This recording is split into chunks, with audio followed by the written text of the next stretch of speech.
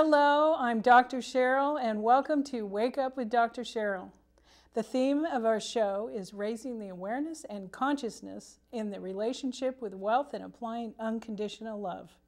Always remember that your present situation is not your final destination.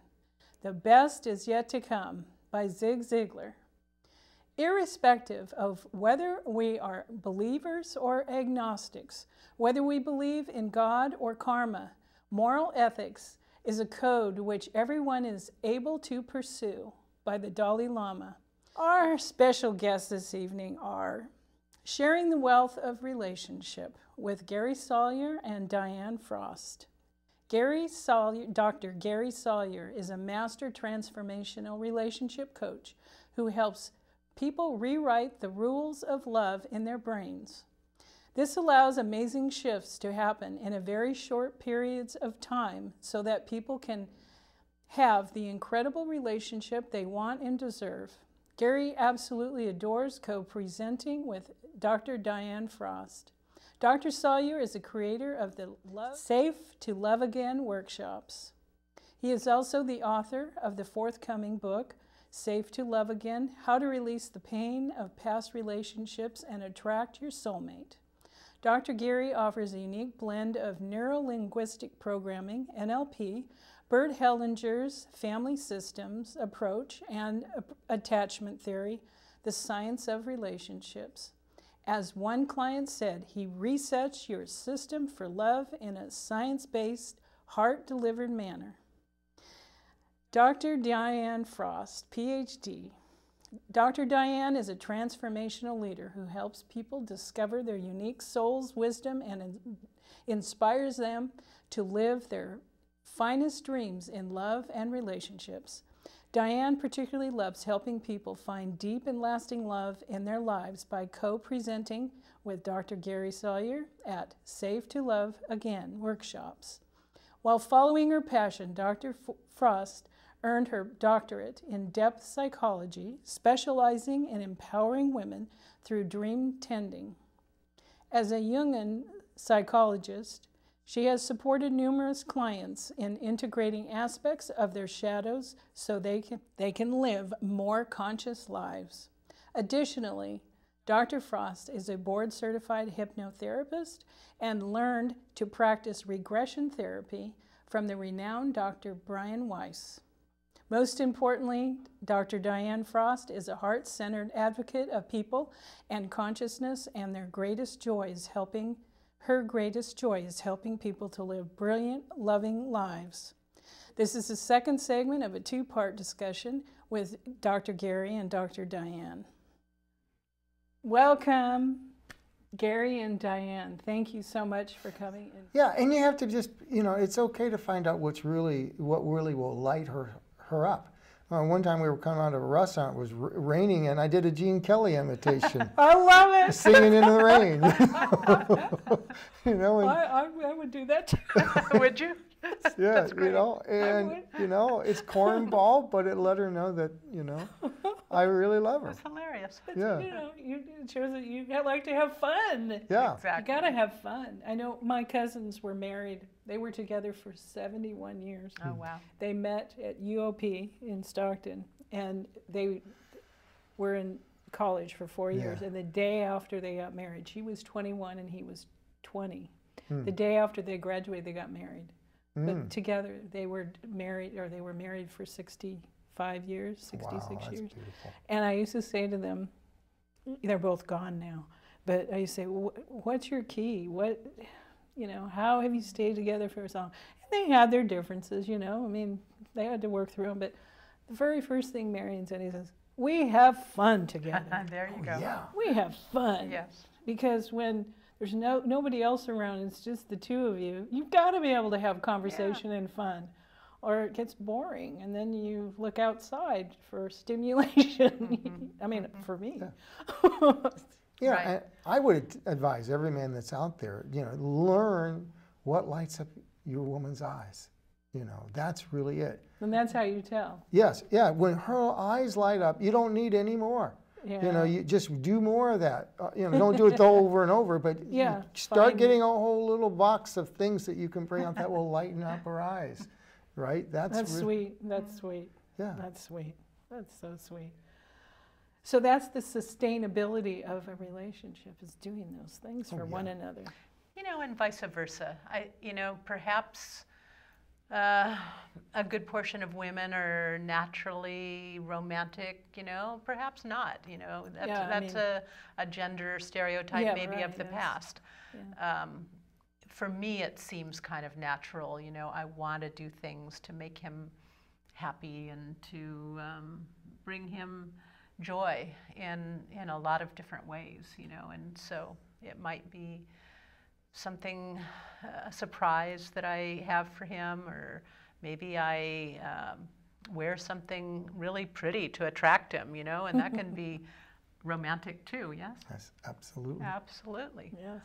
You know? That seduces him? Yeah, it could be that, you know, there's different kinds of romance. Oh, absolutely. Yeah. I mean, taking a surprise walk somewhere that's absolutely beautiful. Right. Right. You know? And I mean, there's so many different things that you can Going do. to see a sunset together. Yeah, absolutely. Yeah, anything that says you're the one and really from the heart is romantic. Yeah. And whatever means that takes. Yeah. Yeah.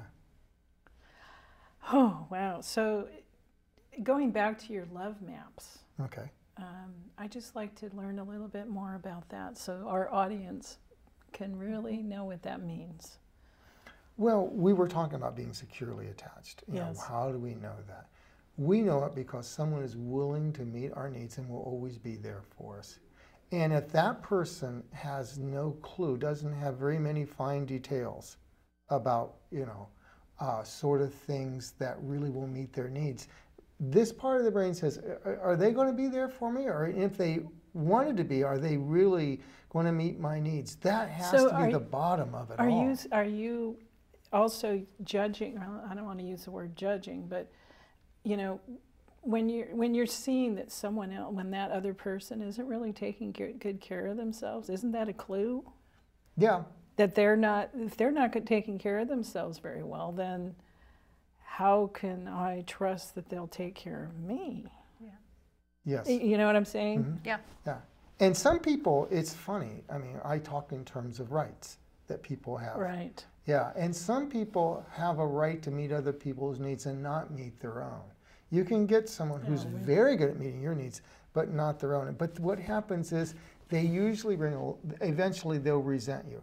Right. Exactly. And that never works. A grievance will never work in a relationship.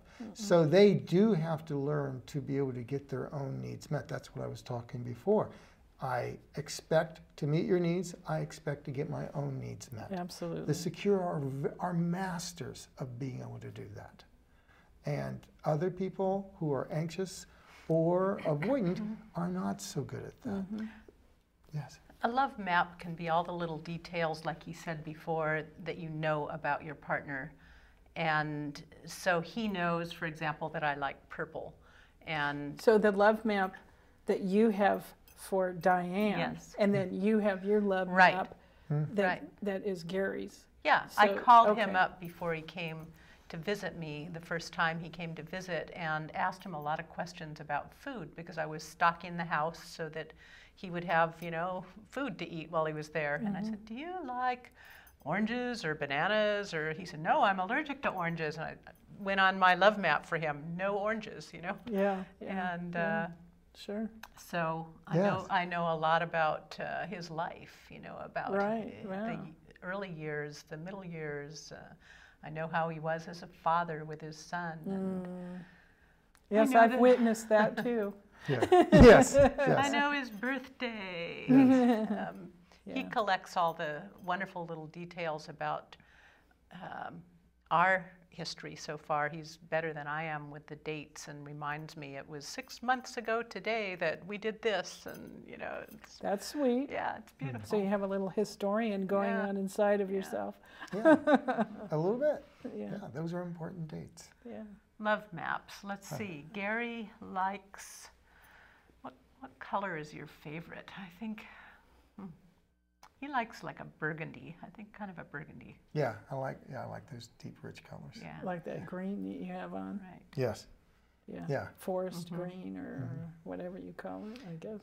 You know, and it's more than just those little details. What else is it besides the little details, left map? Well, and it's also kind of like general patterns, too. When you notice that somebody tends to like romantic comedies, but they may. I noticed when I walked into her home how she decorated and I began to notice, this is a woman that likes color.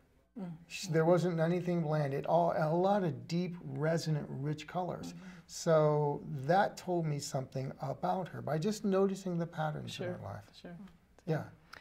Sometimes the love map can, you know, because I know that he does like superhero movies, I might do something to meet his needs. It's not that he just avoids that and goes to romantic comedies for me, but I can go the other direction as well. Or if I know that he likes to take a rest after doing something really intense, you know, we do retreats and virtual programs, and when we're on and it's been really intense for a period of time, he likes to rest after. Sure. I've found this out. You've got to balance out. You know, and I might be kind of hyped up at that point. It's like, okay, let's go out now. I know, you know, when I do these shows, I get high off of it. It's Right. like, Let's keep whoa! going. But I know that what he needs is a period to rest. And so that's on my love map, and I have to give him space to do it. Yeah, absolutely. Yeah. And the other thing is just appreciation. Like we were on a success panel, and I love doing inspirational. Not just like, I used to be a professor, and there's a certain amount of teaching that you have to do when you're doing your workshops. But I love doing inspirational. And she noticed. She goes, "Oh my God, I'd never seen that in you," right? Yeah. And it was so great because you've that been I didn't professor. have to, that's right. I didn't have to say, "Did you notice I was being inspirational?" She just automatically noticed it. And so when you just notice and you're keeping those eyes open, it's just so beautiful. Would you like to share some of your inspiration about our relationship? Sure. I really believe that we have a God-given right. You call it the universe, call it source, And for a lot of people who are out there, a relationship really just seems so far away. It seems like the stars. It's a great thing to hope for, but look how far away they are. But when we work on our love, and we work on getting all of our rights back and to give those rights to people, what we don't know is this is a mirroring universe. It's not rewarding, and it's not punishing. It's a mirroring universe. And the cool thing is when we set our sights on those beautiful stars, those stars reach back. It's not as far as we think. The universe always reaches back to us. And when we reach out in love, what is the universe going to reach back to us with? Nothing but love. And that's absolutely the truth. It's not just motivational, but it's an observation that this universe is for love. It's not as hard as we make it. And that comes down to that, that old programming. Yes. The old patterns that we have from parenting, from teachers, from, even churches, But when you have that unconditional love, and you can have that for yourself. Yes. Then it's so much easier to give it to others. But a lot of people don't have those skills. Right. Yeah. And that's what we bring out in people. They just don't know, they don't know how. And it takes practice. It takes practice. It takes, in many cases, somebody else being able to see that beauty and that capacity in. To spark it and to bring it out, and then being able to share. I was working with someone recently, and she had very little faith in her own abilities to be in relationship or to do much of anything. And when we started working, I got her to smile. And then the session ended up so that she was standing in front of a mirror and she wanted me to take photographs of her. And when she saw herself smiling, she just lit up, and it totally changed her countenance. And I said to her at that time, regarding this mirroring universe, I said, well, You know, when you are interacting with people and you're all lit up the way you are right now and you're radiant and you're smiling, how can they help but feel good about you, you know, but smile back at you, but want to be close to you? And see, that self-love, that self-reflection. It is. Unconditional love. It is. That's what And it comes down to. it immediately draws that back in response, you know, and the way this woman typically was looking was very sad and very hiding, and that's what she got in return. She was complaining, well, everybody rejects me and nobody likes me, but that's because this is the face she showed to the world instead of her radiant beauty. And so she's coming out of that shell now, and she's beginning to shine, and it's all happening for her. You know, that attraction is love. Yes. Yeah. That's what it's going to take for our whole global community to get out of everything that they're getting into or that they're in. You know, but it starts in the home. Yeah. It starts in the home. Yeah. I mean, we talk about having a relationship with others, and it starts with having a relationship with ourselves. Yeah. Yes. But it's really the relationships that are embedded within ourselves. Because we get these templates for what we can deserve, what we can expect, the experiences we can create or not create. Right. And when we have these limited templates that say we can't have our needs met, or we can't have or be the author of our own experience, or we can't really assert and do our truth, if those become our templates, then we're never going to be able to truly relate to ourselves. We have to swap out those embedded relationships that we learned from 0 to 3 or 7 and just realize, yes, that's what happened, but we can have a different experience. And a lot of times, the experience with ourselves is really just an old template that exactly the past. I mean, that's the basis of all of our issues, really, in my experience. Yeah. So can you give us a little inspiration, both of you, for how to let go of that? Yes. At least one example, Yes. you know.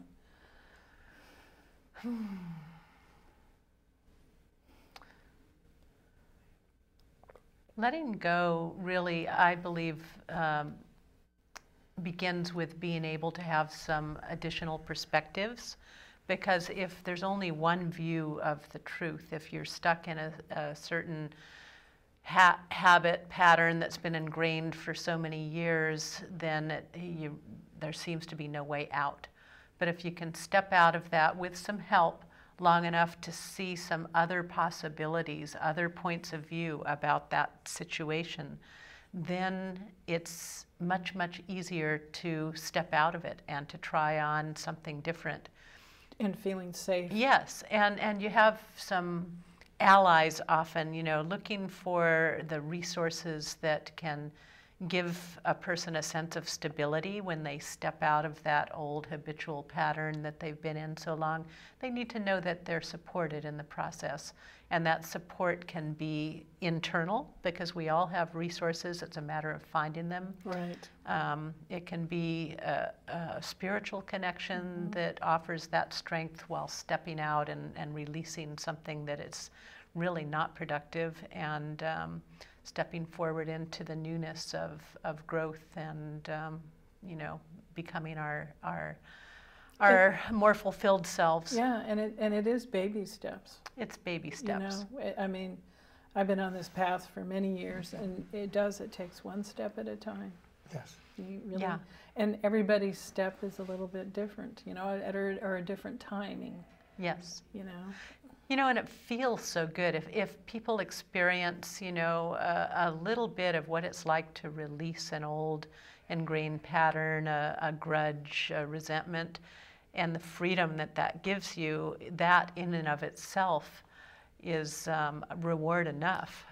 Well, I know for myself that I like to write that stuff out, and I feel like it gets it out of my body. Yeah. Because our bodies remember everything. Yep. So, you know, I've done a lot of releasing, like on my family, so I can get it out, and I don't even have to think about it, and it's not in my mind, and it's not the unconscious. Yes, yes. Oh, that unconscious. You know, in one way I work with people because I specialize in dream work, is to do just that through the actual sleeping dreams that they bring to a session. And the figures, you know, the images of the dreams are often reflecting what's going on that subconscious level. They are reflecting that. Yeah. And so if we can work with both the resources, you know, the ally figures in a dream, as well as the ones that are more threatening, then an actual change can happen energetically with the person, and they can move through and release some of those traps that they've been in. Right. Yeah. No, that's I write every dream down. Beautiful. When I remember it, I write them all down and I use it. I dissect them so I can see what the message is. Beautiful. Because that always gives me the right information that I need. Yes. Yeah. Definitely. Well, you know, our time is already closing in, and I want to be able to share, you know, your inspiration, both of your inspiration on you know, on having a healthy relationship, romantic relationships. Well, one thing that's really important is having a healthy relationship. The other thing that forgiveness comes in any relationship. Oh gosh, yes. But a lot of times people kind of get addicted to having a grievance, because they get that feeling of being self-righteous. Oh, I was the wrong one, you know, or the victim. And nothing is more deadly to an identity or a relationship than a grievance. I don't know how many times that comes in. The big thing that opens the door to having new love in a life is to guide the person to give up that old grievance that is there. And if we get to the place that they bring into the relationship, they bring into from either the parents or the past relationships. Because the problem with a grievance is we have an identity that always wants confirmation that it's not nuts. Right? So it wants to keep repeating the same experience that it believes in. And if we have a grievance, that thing is an invitation to keep the same patterning going. And so if you have a grievance, or you're a grieved person, then you need to either provoke it or project it or find someone who will give it to you. So the first thing to finding a really good relationship is to really give up all the good things, whether that's self-righteousness or I get to be the victim or whatever it is, and to find out what good thing comes from that grievance and to say, hey, I can do without that. And to build a self that's not built around that. Because if you don't have a self, an identity that is capable of forgiving, you can ask someone to forgive and they're not able to. Right. So for me, this is really about when I just know probably 2/3 of my clients, the pivotal moment in releasing past pain is not so much forgiveness as it is just releasing the grievance.